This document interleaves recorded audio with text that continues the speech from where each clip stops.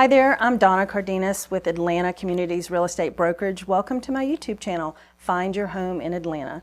I've committed this year to film more educational content, and with that, I'm in the process of putting together a series of interviews with the various vendors that you'll meet in the home buying and selling process. So far, we've spoken to our lender, and actually Donnie was with us last week, and he is with All Atlanta Inspection Services and AmeriSpec. So welcome, thank you for coming back. Yeah, thanks for having me again. In order to maintain our real estate license, all agents have to have a number of hours every year in continuing education, and that is where I attended one of Donnie's classes actually. So welcome back and thank you for agreeing to speak with us. Yeah. This week I wanted to dive in a little bit deeper and talk about one particular aspect of the home inspection process. This particular test is offered, and even though I explain it and I take some of the information that I got from you in that class, still I'm getting a lot of buyers that say, it's not important, we don't need that. And one thing that I learned in your class is, and correct me if I'm wrong, but I learned that radon gas, which is the topic that I want to discuss, is the #2 cause of lung cancer, second only to smoking. Correct, that's absolutely correct. And for some reason, I don't think, it was ironic, after that class, it was on the news like a day or two later, and then I haven't heard anything else about it, and I certainly hadn't heard it about it before. So let's start with that. Can you give the viewers a little quick science lesson on what exactly radon gas is, and why is it something we should be testing for? Absolutely, I'll take the next 3 hours to talk about it. But Perfect. No, but it's an inert noble gas. It's one of the 6 noble gases in the world, right? But it is radioactive. Okay, and it is actually the long-term chain breakdown of uranium, which is nuclear fuel, nuclear bombs, right? So it's very radioactive, and that's what causes the lung cancer. So interesting. Quick little synopsis of that. So radon and radioactive. Yeah. Okay. So the first thing I want to discuss is why we're not talking about it. When I got started in '95, it certainly wasn't a part of the inspection process that we did. At some point along the way, I did have a class, a continuing education class on it, and it was my first introduction to it. And so, of course, I started talking to my clients about having it done. Some did, some didn't, and the results would come back mostly, most of them came back with low levels. Yep. Occasionally, they would come back with questionable or high, and at that time, the seller would say, well, we'll have a second test. So explain that part, like what happens when you have 2 tests or? Okay, well, if you have 2 tests, you have to average the 2 tests together for one, okay. Right? But as far as like being more prevalent now, it's pretty simple, right? We have a lot more people here. And I always laugh because we're from Georgia, so everybody moves to Georgia, nobody moves up north, right? So because everybody's moving here, they bring their buying habits with them. Okay, so in a lot of the cases in New Jersey or Pennsylvania and Chicago, a lot of these other areas where a lot of people move down to or from, it's in their contract that they have to have a radon test, radon mitigation done.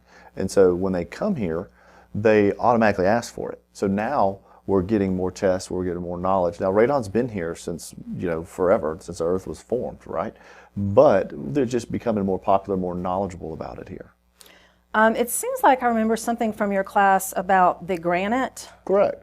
Yeah, so radon, right, or uranium is as rock decays, or it breaks down, it turns to uranium, and then eventually it turns into radium and then radon gas.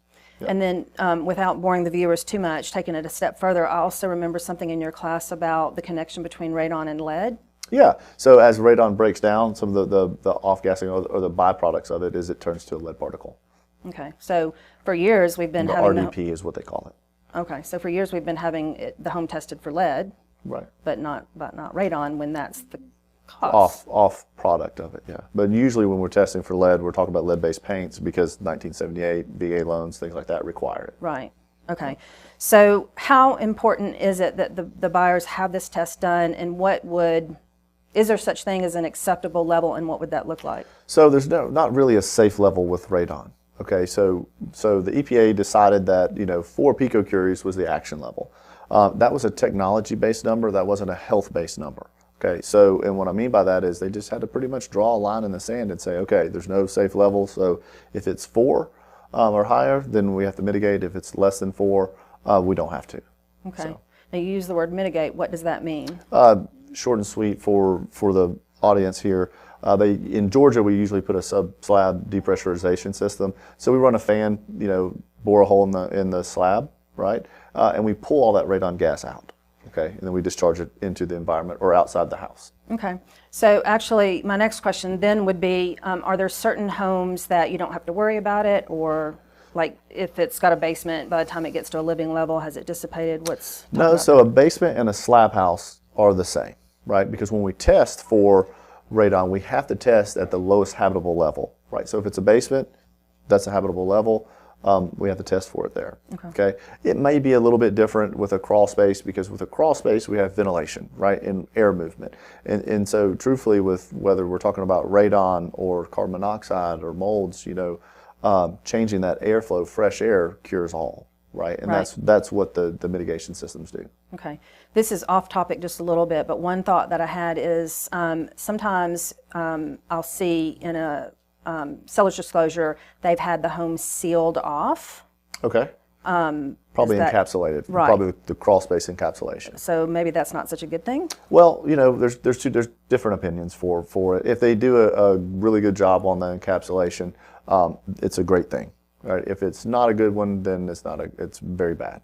And if they've done the encapsulation, but the home has radon and they haven't had it mitigated, then? So they can still mitigate for it without damaging the encapsulation. Okay, Short and sweet with that.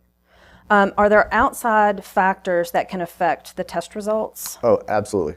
Basic physics, right? So we have barometric pressures. When barometric pressures drop, like if we have a storm, right? You always hear about the barometric pressures drop. A lot of people will get headaches or sinus aches, but but it causes the radon gases to go up. So those are poor conditions sometimes to test for radon.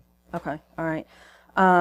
And I guess we already addressed if there's high levels, then you just want to take care of it. Are there any homes, I'm going to circle back and try to pin you down on this. Are there any homes where you would not need to have it inspected? No. Like a condo maybe? No, all homes, the EPA requires or recommends all homes to be tested. As far as the radon, I know where you're trying to go with this. So in 2013, we did a lot of radon tests at a very prominent condo building here in Atlanta. And this really nice lady was a customer of ours. She moved down from New Jersey, and she demanded to have a radon test. And in Georgia, we're on the 7th story. It's a penthouse unit, beautiful, overlooking the river. I love the place, right? So I had this brand new radon machine. I had never tested. I was like, all right, well, then we'll put this one out. Come back 48 hours later, and I looked at it. And I was like, man, it's 8.6. I'm 7 stories up. I thought I had a bad machine. So that's crazy high. It's high, but in certain areas of the states, it gets a lot worse. So I went and got another machine, retested both of them, did 2 tests right next to each other, and come back, and they both were 8.6 again. And I was like, man. So then, now we have an issue. This was on the penthouse level of a high-rise. Absolutely. So we're 80, 100 feet above the ground, right? And in Georgia, in normal circumstances, we believe that radon always comes from the ground. So to keep it short and sweet for this YouTube, if you want more information, reach out to me. I'll tell you the full story.